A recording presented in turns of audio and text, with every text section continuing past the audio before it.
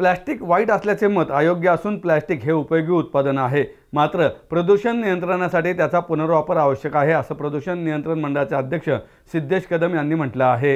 Environmental club of India आणि महाराष्ट्र प्रदूषण नियंत्रण मंडळाच्या वतीने दिल्या जाणाऱ्या पर्यावरण क्षेत्रातील पर्यावरण जीवन गौरव, पर्यावरण भूषण आणि पर्यावरण गौरव पुरस्कारांचं वितरण महाराष्ट्र प्रदूषण नियंत्रण मंडळाचे अध्यक्ष सिद्धेश कदम आणि विश्वेश्वर बँकेचे उपाध्यक्ष राजेंद्र मिर्जे यांच्या हस्ते करण्यात आले। यावेळी एन्व्हायरमेंटल क्लबचे अध्यक्ष अमोघ घमंडे, सचिव गणेश शिरोडे आणि खजिनदार सचिन पाटील, पदाधिकारी, सदस्य आणि मान्यवर उपस्थित होते।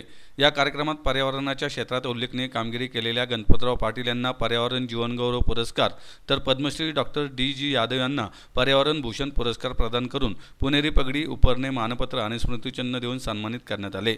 यावेळी बोलताना सिद्धेश कदम म्हणाले की पर्यावरण संरक्षण क्षेत्रात प्लास्टिकला खलनायक ठरवले असले तरी देखील प्लास्टिक ही उपयुक्त वस्तू आहे, मात्र त्याचे प्रक्रिया करून पुनर्वापर आवश्यक आहे। त्या दृष्टीने राज्यातील पश्चिम महाराष्ट्र, कोकण व मराठवाड्यात प्लास्टिकवर प्रक्रिया करणारे प्रकल्प उभारण्यात येणार असल्याची माहिती कदम यांनी यावेळी दिली। डॉक्टर बालमुकुंद पालीवाल, राजेश जैन, प्रसाद गळससी, प्रदीप सिंह पाटील, डॉक्टर राजेश मनेरीकर, आनंद चोरडिया, ज्योती पानसे, अमर जाधव, ऋषिकेश कुलकर्णी आदींना पर्यावरण गौरव पुरस्काराने सन्मानित करण्यात आले। पुणे ब्रांचच्या माध्यमातून ज्या व्यक्तींना जीवन गौरव पुरस्कार आणि पर्यावरण भूषण पुरस्कार देण्यात आला, खरं म्हणजे आमच्यासाठी ती अभिमानाची गोष्ट आहे की आज त्यांच्यासोबत आम्हाला तो प्लॅटफॉर्म शेअर करता आला।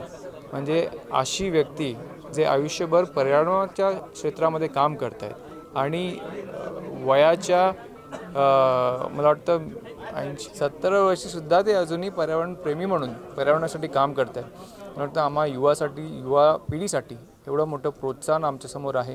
तर मी एन्व्हायरमेंट क्लब ऑफ इंडिया आणि त्याचबरोबर यादव सर आणि पाटील सर ह्या दोघांचंही मनापासून मी अभिनंदन करतो आणि पुन्हा एकदा एन्व्हायरमेंट क्लब ऑफ इंडिया आणि आमचे सगळे जे पुरस्कारार्थी आहेत यांचे सगळ्या मनापासून मी अभिनंदन करतो। माझं नाव गणपतराव अप्पासाहेब पाटील, मी शिरोळ दत्त सहकारी साखर कारखान्यावरून शिरोळ तालुक्यातून कोल्हापूर जिल्ह्यातून मी आलेलो आहे। या ठिकाणी मला एन्व्हायरमेंट क्लब ऑफ इंडिया आणि महाराष्ट्र राज्य प्रदूषण नियामक मंडळाच्या वतीनं मला पर्यावरण जीवन गौरव पुरस्कार मिळालेला आहे। ही अत्यंत माझ्या जीवनाच्या दृष्टीने अत्यंत चांगली उपयुक्त गोष्ट झालेली आहे। मी शेतकरी म्हणून जीवन जगलेलं आहे आणि मी माझ्या भागामध्ये क्षारपट जमीन आणि पाणथळ झालेली जमीन जी होती ती मुक्त करण्याच्या दिशेनं काम केलेलं आहे।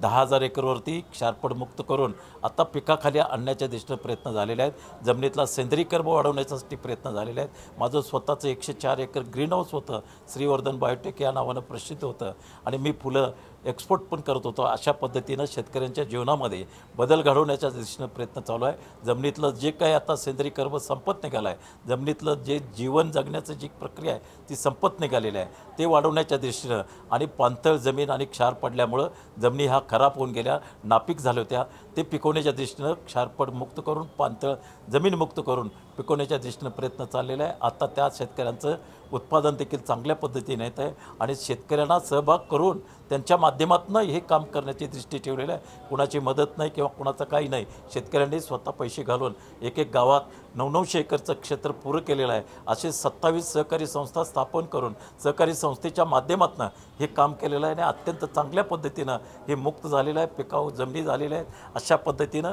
आणि आत्ता देशी बियाणं बँक पण तिथं चालू केलेली आहे की पूर्वीच्या काळामधले जी काही देशी बियाणं होतं आणि ते बियाणाचा वापर केल्यानंतर माणसाचं जीवनातलं प्रदूषण संपवण्याच्या दृष्टीने देखील आम्ही सेंद्रिय बियाणाचा वापर करून शेतकऱ्यांना किंवा लोकांना ते पीक खावं आणि सेंद्रिय शेती करण्याच्यासाठी देखील आम्ही प्रयत्न करण्याची दृष्टी ठेवून काम करत राहिलेलं आहे। आणि त्याचमुळं ह्या दोन क्लबनं आणि महावितरण संस्थेनं मला या ठिकाणी पर्यावरण जीवन गौरव पुरस्कार देऊन गौरवलं आहे, त्याबद्दल मी त्यांचं मनापासून धन्यवाद देतो। मला आज पर्यावरण भूषण पुरस्कार मिळाल्याबद्दल मी संयोजकांचे आभार मानतो।